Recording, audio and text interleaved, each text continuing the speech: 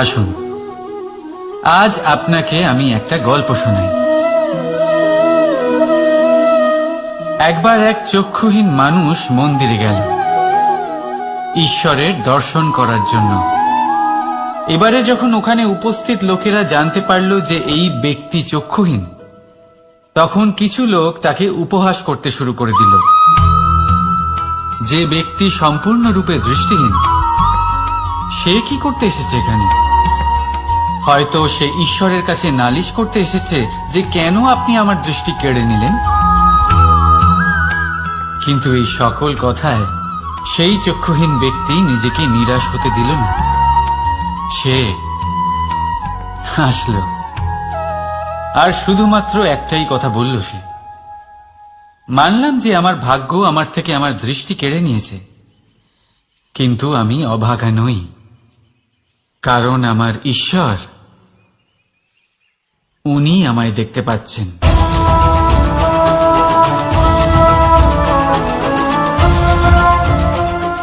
তাই মনে রাখবেন, দৃষ্টি নয়, দৃষ্টিভঙ্গি আবশ্যক।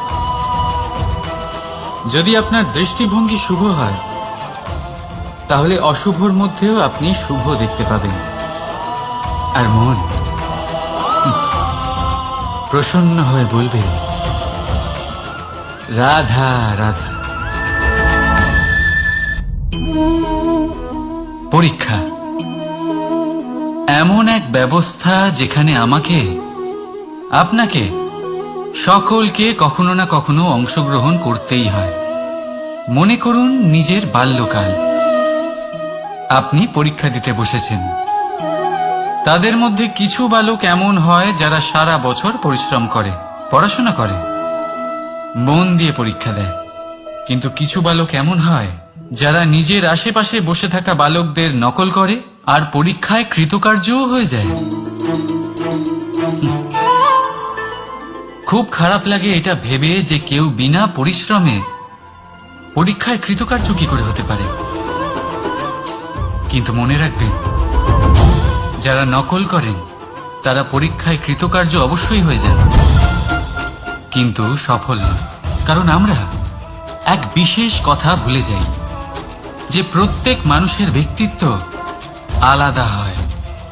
আপনি অন্যদের নকল করে নিজের জীবন অতিবাহিত করতেই পারেন, কিন্তু যদি নিজের জীবনে সাফল্য লাভ করতে হয়, যদি নিজের জীবনে আনন্দ পেতে হয়, তাহলে মনে রাখবেন, নিজের প্রশ্নগুলোর উত্তর জীবনে নিজেকেই খুঁজে বের করতে হবে। রাধা রাধা। মানুষ যখন সাফল্য অর্জন করে, তখন তার মধ্যে জাগে অহংকার। আর এই সময় মানুষ সচরাচর একটা কথা ভুলে যায়, নত হতে। সে ভাবে যে আমি কারোর সামনে কেন নত হব। আর এটা এই কারণে হয়, কারণ মানুষ এক গুরুত্বপূর্ণ কথা ভুলে যায়, যে এই সংসারে, এই জীবনে সে যা অর্জন করেছে,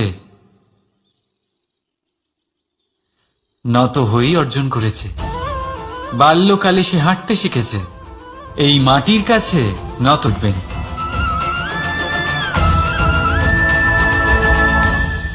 রাধা রাধা। আপনি এই সংসারে এমন অনেক মানুষ চেনেন যারা অত্যন্ত স্বার্থপর, যারা শুধুমাত্র প্রয়োজন পড়লেই আপনার কথা মনে করে। তাছাড়া বহু বছর তাদের দেখাই পাওয়া যায় না, কিন্তু যখনই তাদের আপনার সাহায্যের প্রয়োজন পড়ে, হাত জোর করে আপনার সামনে এসে উপস্থিত হয়। বড়ই রাগ হয় এদের ওপরে, মন ভারী হয়ে ওঠে। মন এই কথাই বলে যে এই ব্যক্তির সাহায্য করা উচিত নয়, কিন্তু আপনি এরকম কখনোই করবেন না। আপনি বলবেন, কেন বলছি আমি এই কথা? মনে রাখবেন, আলোর খোঁজ মানুষ শুধুমাত্র তখনই করে যখন অন্ধকার গভীরতর হয়। তাকে স্বার্থপর ভেবে নিজের মনকে বিচলিত করবেন না। নিজেকে আলো মনে করে আনন্দে থাকুন। ভাগ্যবান মনে করুন নিজেকে, যে কারোর বিপদের সময় তার আপনার কথা মনে পড়েছে, যে আপনি এই সংসারে কাউকে সাহায্য করার যোগ্যতা রাখেন। এই জীবনে কেউ স্বার্থপর বলে নিজের দৃষ্টিভঙ্গি কখনোই পাল্টাবেন না। শুধুই নজর রাখুন নিজের পরমার্থের ওপরে। মন প্রসন্ন হয়ে বলবে, রাধা রাধা। কখনো কোনো পাখিকে দেখেছেন? যখন তারা ডিম পাড়তে প্রস্তুত হয় তখন তারা সবচেয়ে আগে একটা স্থান খোঁজে, একটা স্থান যা বর্ষা, রৌদ্র আর শত্রুর থেকে সুরক্ষিত হয়। তারপর তারা বাসা তৈরি করে, তারপরেই ডিম পাড়ে। আর তারপর যখন সেই ডিম ফুটে তার সন্তানদের জন্ম হয়, সে তাদের খাবার খাওয়ায়, তাদের রক্ষণাবেক্ষণ করে। কিন্তু যখন তাদের ডানা গজায়, তখন না সে তাদের খাবার দেয় আর না তাদের বাসা বানাতে শেখায়। শুধুমাত্র তাদের উড়তে শেখায় সে। তারপর সেই বাচ্চারা আকাশে উড়তে শিখে নিজেরাই নিজেদের খাবার জোগাড় করতে শিখে যায়, নিজেরাই নিজেদের বাসা বানাতে শিখে যায়। আর আমরা মানুষেরা কি করি? আমাদের সন্তান বড় হয়ে যাওয়া সত্ত্বেও তাদের নিয়ে সর্বদা দুশ্চিন্তা করি। তার জন্য আমরা গৃহ নির্মাণের চেষ্টা করি। নিজের সন্তানকে আরো শক্তিশালী করে গড়ে তোলার বদলে তাকে আমরা দুর্বল করে দিই। জীবনে সেটাই করুন যা একটা পাখি করে।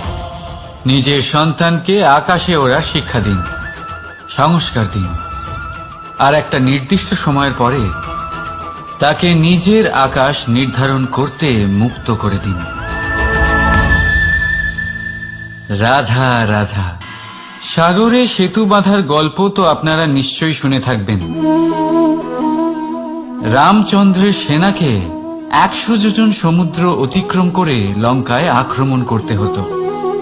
সেতুকার নল আর নীল সেতু বাঁধার উপায় বের করল, কিন্তু প্রশ্ন ছিল সেতু বাঁধা কি করে হবে? সমুদ্র অত্যন্ত গভীর। কত পাথর দেওয়া হলে এই বিশাল সমুদ্র অতিক্রম করা সম্ভব হবে? তখন এক উপায় নির্ধারিত হল। পাথরের ওপর লেখা হলো রামের নাম। আর যখন সেই পাথরগুলোকে সাগরে ফেলা হলো, সেগুলো ভাসতে লাগলো।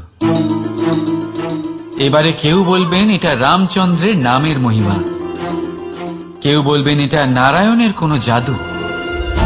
কিন্তু না, এটা রামচন্দ্রের সেই গুণ, ওনার ব্যক্তিত্বের সেই মহান দিক যা ওনার প্রতিনিধিত্ব করেছে। তাই সেই পাথরও সাগরে ভেসে ওঠে।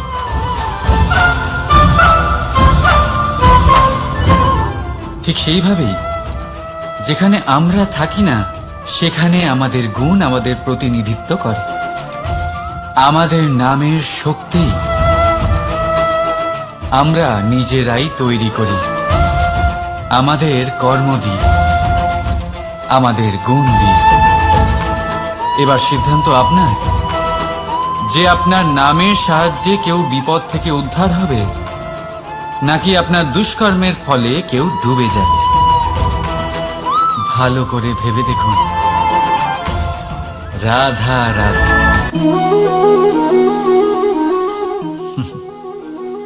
এবারে আপনারা ভাবছেন যে আমি এত একাগ্রতার সাথে এই পিঁপড়েকে কেন দেখছি। আপনাকে বলি যে আজ এই পিঁপড়েকে দেখে আমি মন্ত্রমুগ্ধ হয়ে গেছি। ওর রূপ বা ওর আকার দেখে নয়, এই পিঁপড়ের প্রচেষ্টা দেখে।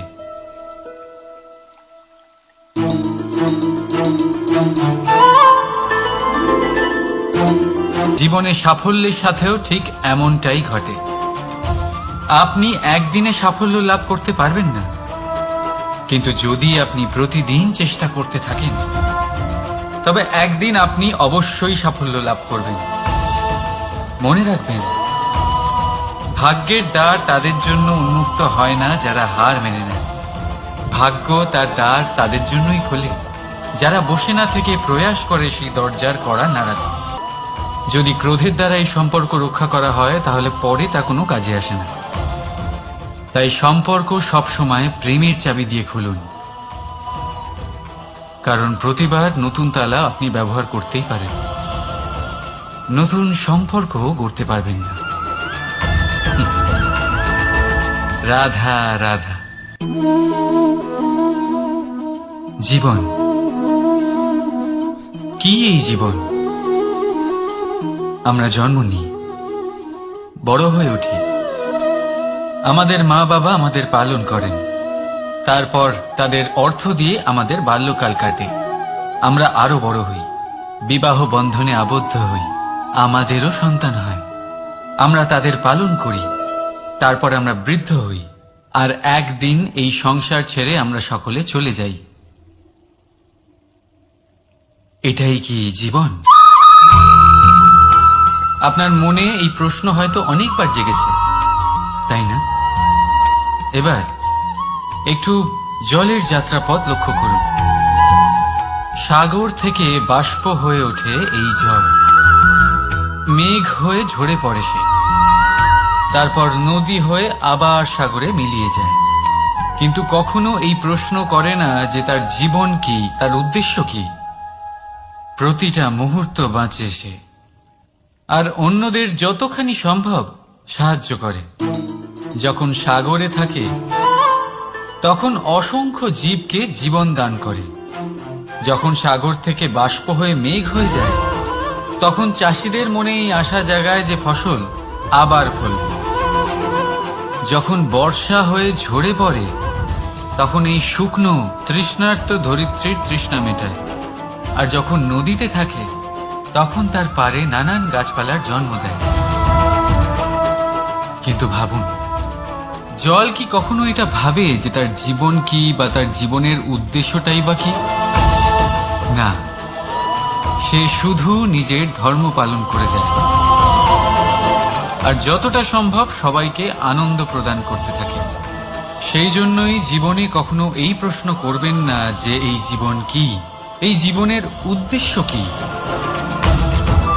শুধু এই জীবন বাঁচুন, আর যতটা সম্ভব সবাইকে আনন্দ প্রদান করুন। মন প্রসন্ন হয়ে বলবে রাধা রাধা। কখনো বৃষ্টির জন্য হওয়া কাদার মধ্যে দিয়ে আপনি নিজের বাড়ি ফিরেছেন?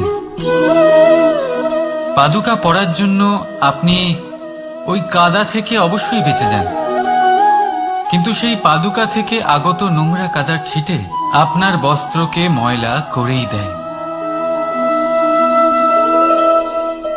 কিন্তু তাও সেই ছিটের জন্য আপনার বস্ত্র ময়লা হয়ে যাবে, সেই জন্য আপনি পাদুকা পরা ছেড়ে দেন না। ঠিক সেইভাবেই জীবনে এমন কিছু মানুষও আসেন যারা পাদুকার মতো হন, যারা আপনাকে কাদার থেকে বাঁচিয়ে নেন, কিন্তু বস্ত্ররূপী আপনার মনের উপরে আশঙ্কার দাগ ছেড়ে যান। এইসব মানুষের জন্য নিজের মন ছোট করার কোনো প্রয়োজন নেই। প্রয়োজন আছে শুধু এটা ভাবার যে আপনি নিজের পা কাদার থেকে বাঁচাবেন নাকি আপনার বস্ত্র। জীবনে গম্ভীর হওয়া ভালো কথা, কিন্তু সমস্ত বিষয় যদি গম্ভীরভাবে ভাবতে থাকেন তাহলে জীবনের আনন্দটাই শেষ হয়ে যাবে। এই সংসার অস্থায়ী, এখানে এমন কিছুই নেই যা চিরকাল জীবিত থাকবে। তাই যতক্ষণ এই জীবন আছে সন্তুষ্টি আর আনন্দ নিয়ে বাঁচুন। নিজের ওপর আগত কাদার ছিটের দিকে মন দেবেন না, শুধু আনন্দ বিতরণ করুন। মন প্রসন্ন হয়ে বলবে রাধা রাধা। আসুন, আজ আপনাকে আমি একটা গল্প শোনাই। একবার এক চক্ষুহীন মানুষ মন্দিরে গেল ঈশ্বরের দর্শন করার জন্য। এবারে যখন ওখানে উপস্থিত লোকেরা জানতে পারল যে এই ব্যক্তি চক্ষুহীন, তখন কিছু লোক তাকে উপহাস করতে শুরু করে দিল। যে ব্যক্তি সম্পূর্ণরূপে দৃষ্টিহীন সে কি করতে এসেছে এখানে? হয়তো সে ঈশ্বরের কাছে নালিশ করতে এসেছে যে কেন আপনি আমার দৃষ্টি কেড়ে নিলেন। কিন্তু এই সকল কথায় সেই চক্ষুহীন ব্যক্তি নিজেকে নিরাশ হতে দিল না। সে হাসল আর শুধুমাত্র একটাই কথা বলল সে, মানলাম যে আমার ভাগ্য আমার থেকে আমার দৃষ্টি কেড়ে নিয়েছে, কিন্তু আমি অভাগা নই, কারণ আমার ঈশ্বর উনি আমায় দেখতে পাচ্ছেন।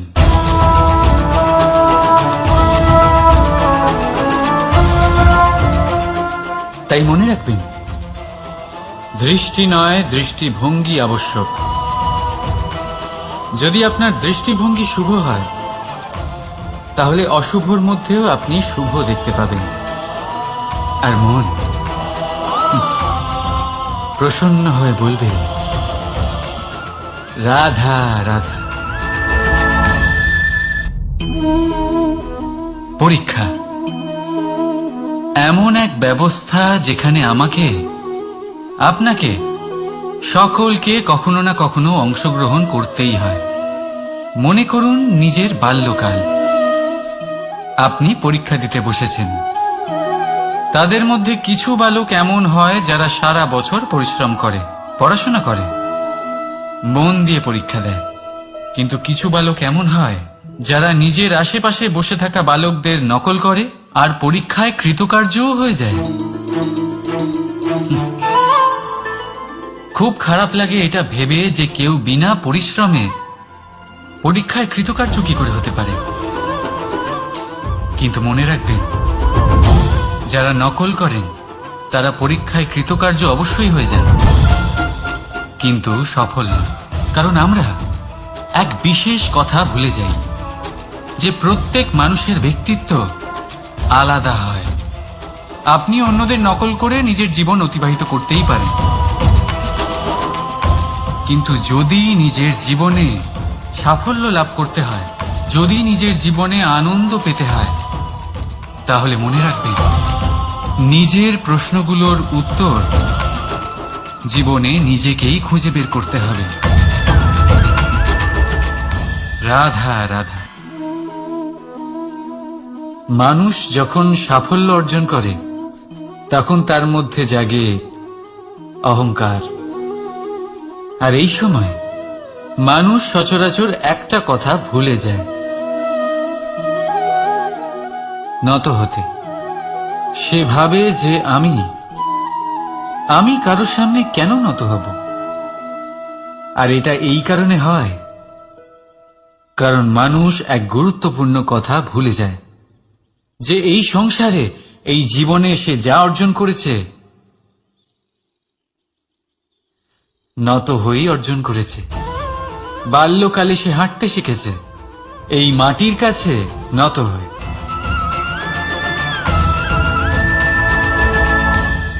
রাধা রাধা। আপনি এই সংসারে এমন অনেক মানুষ চেনেন যারা অত্যন্ত স্বার্থপর, যারা শুধুমাত্র প্রয়োজন পড়লেই আপনার কথা মনে করে। তাছাড়া বহু বছর তাদের দেখাই পাওয়া যায় না, কিন্তু যখনই তাদের আপনার সাহায্যের প্রয়োজন পড়ে হাত জোর করে আপনার সামনে এসে উপস্থিত হয়। বড়ই রাগ হয় এদের ওপরে, মন ভারী হয়ে ওঠে। মন এই কথাই বলে যে এই ব্যক্তির সাহায্য করা উচিত নয়, কিন্তু আপনি এরকম কখনোই করবেন না। আপনি বলবেন, কেন বলছি আমি এই কথা? মনে রাখবেন, আলোর খোঁজ মানুষ শুধুমাত্র তখনই করে যখন অন্ধকার গভীরতর হয়।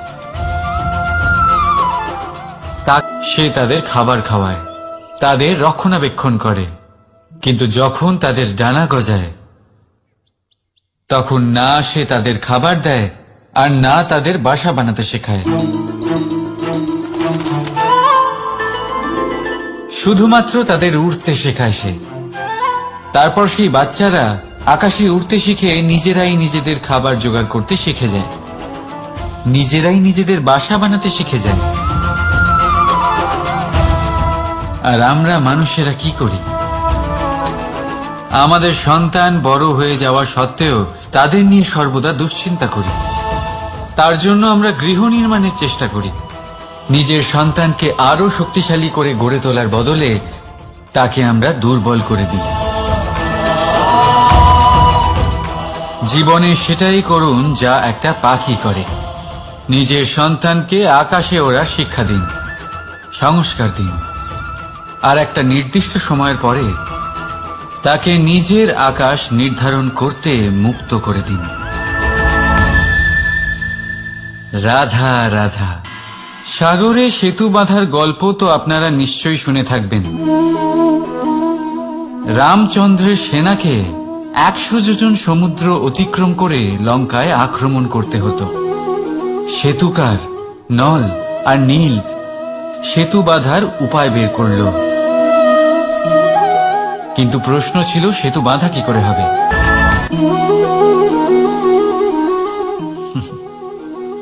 এবারে আপনারা ভাবছেন যে আমি এত একাগ্রতার সাথে এই পিঁপড়েকে কেন দেখছি। আপনাকে বলি যে আজ এই পিঁপড়েকে দেখে আমি মন্ত্রমুগ্ধ হয়ে গেছি।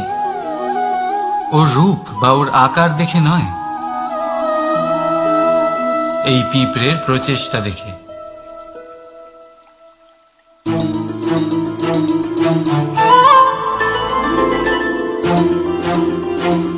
আপনি জানেন, অজস্র পরিশ্রমের পরেই পিঁপড়ে তার নিজের একটা ছোট বাড়ি বানাতে পারে, যা অন্য প্রাণীদের জন্য অত্যন্ত সহজ ব্যাপার।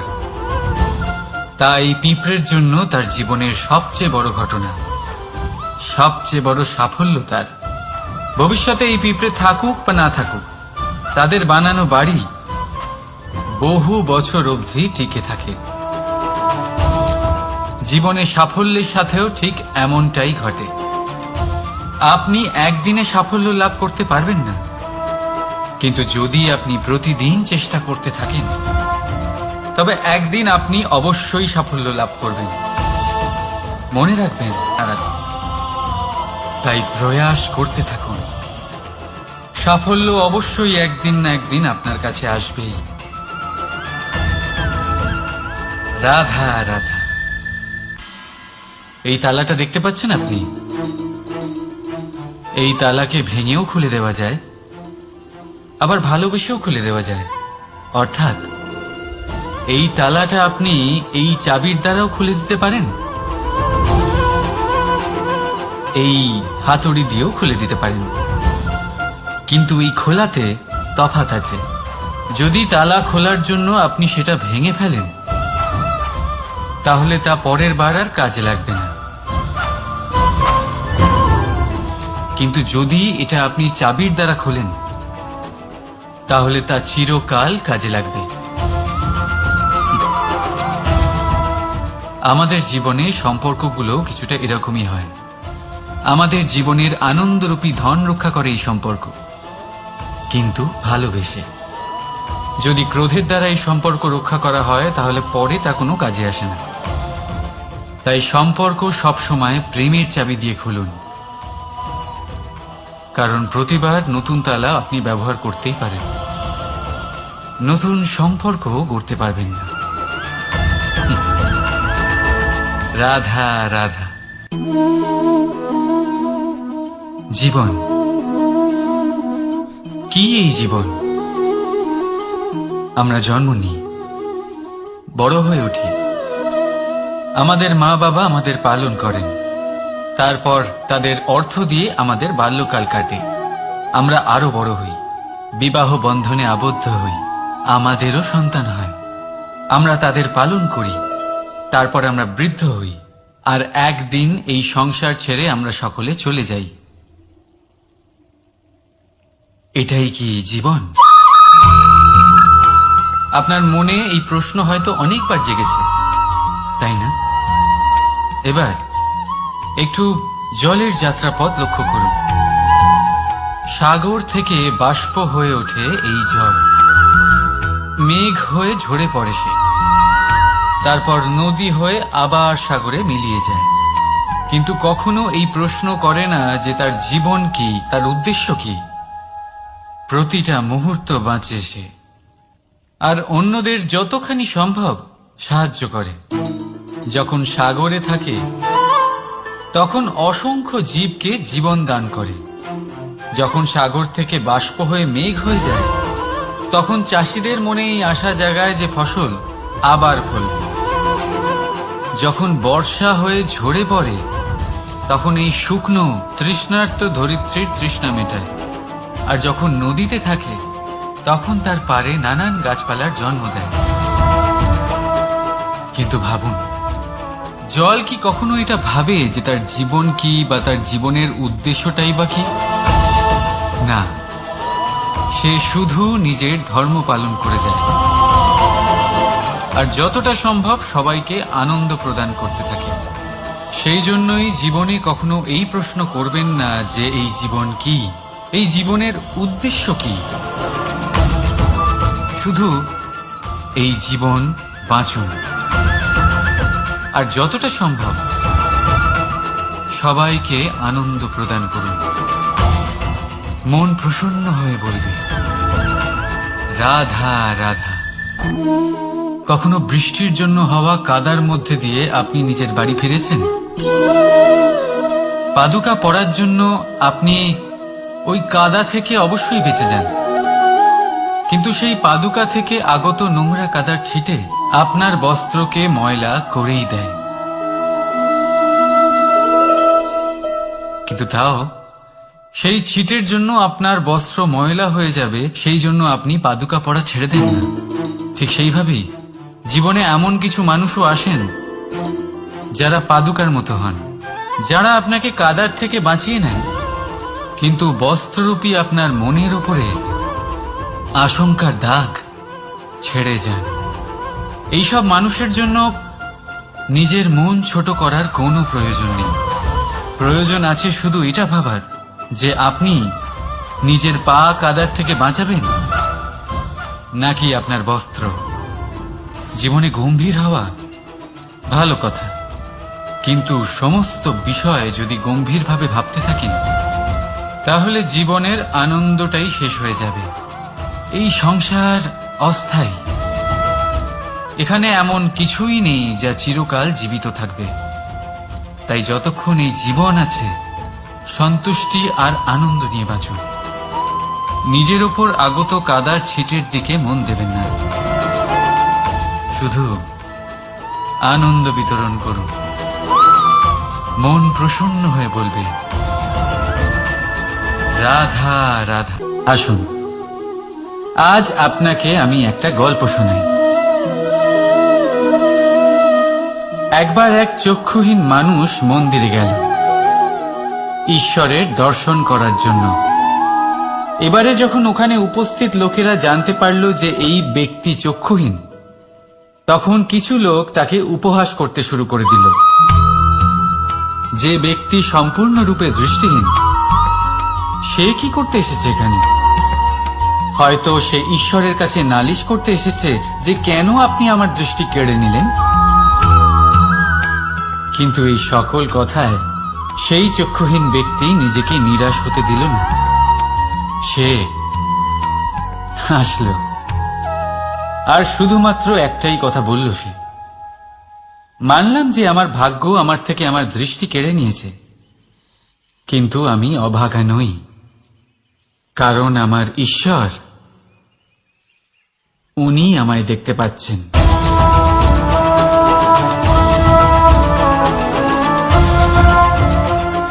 তাই মনে রাখবেন, দৃষ্টি নয় দৃষ্টিভঙ্গি আবশ্যক। যদি আপনার দৃষ্টিভঙ্গি শুভ হয় তাহলে অশুভর মধ্যেও আপনি শুভ দেখতে পাবেন। আর মন প্রসন্ন হয়ে বলবে রাধা রাধা। পরীক্ষা এমন এক ব্যবস্থা যেখানে আমাকে, আপনাকে, সকলকে কখনো না কখনো অংশগ্রহণ করতেই হয়। মনে করুন নিজের বাল্যকাল। আপনি পরীক্ষা দিতে বসেছেন। তাদের মধ্যে কিছু বালক এমন হয় যারা সারা বছর পরিশ্রম করে, পড়াশোনা করে, মন দিয়ে পরীক্ষা দেয়। কিন্তু কিছু বালক এমন হয় যারা নিজের আশেপাশে বসে থাকা বালকদের নকল করে আর পরীক্ষায় কৃতকার্যও হয়ে যায়। খুব খারাপ লাগে এটা ভেবে যে কেউ বিনা পরিশ্রমে পরীক্ষায় কৃতকার্য কি করে হতে পারে। কিন্তু মনে রাখবেন, যারা নকল করেন তারা পরীক্ষায় কৃতকার্য অবশ্যই হয়ে যান, কিন্তু সফল নয়। কারণ আমরা এক বিশেষ কথা ভুলে যাই যে প্রত্যেক মানুষের ব্যক্তিত্ব আলাদা হয়। আপনি অন্যদের নকল করে নিজের জীবন অতিবাহিত করতেই পারেন, কিন্তু যদি নিজের জীবনে সাফল্য লাভ করতে হয়, যদি নিজের জীবনে আনন্দ পেতে হয়, তাহলে মনে রাখবেন নিজের প্রশ্নগুলোর উত্তর জীবনে নিজেকেই খুঁজে বের করতে হবে। রাধা রাধা। মানুষ যখন সাফল্য অর্জন করে তখন তার মধ্যে জাগে অহংকার, আর এই সময় মানুষ সচরাচর একটা কথা ভুলে যায়, নত হতে। সে ভাবে যে আমি কারোর সামনে কেন নত হব। আর এটা এই কারণে হয় কারণ মানুষ এক গুরুত্বপূর্ণ কথা ভুলে যায় যে এই সংসারে, এই জীবনে সে যা অর্জন করেছে নত হয়েই অর্জন করেছে।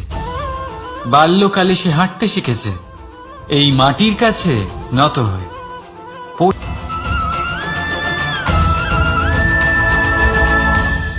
রাধা রাধা।